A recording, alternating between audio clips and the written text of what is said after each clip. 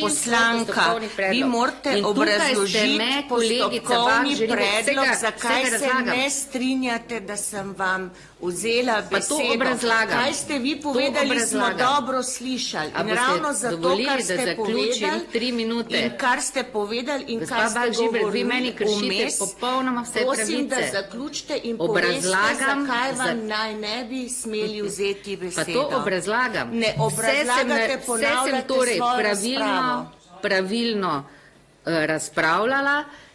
Za vas pa je bilo preveč, da sem pozvala nove poslanke, naj bodo zavezani svoji. Spet greste na osebno diskreditacijo tistih, ki sploh še niso razpravljali.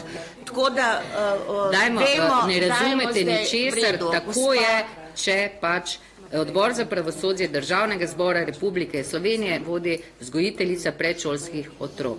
Tako je, žal. Se pravi, glasujemo o odvzemu besede poslanke Grgurevič, ker ni sledila poslovniku, kršila je dnevni red, žalila je poslanke, tako da dajem na glasovanje, kdo je za, da se pač beseda odvzame.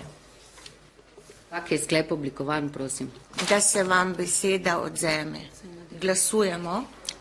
Tako lahko nadaljujemo z razpravo. Za jih je glasovalo 9, 6 proti besedo. Odvzem besede je potrjen. Nadaljujemo z poslanko Barbaro Levstik Šega. Izvolite.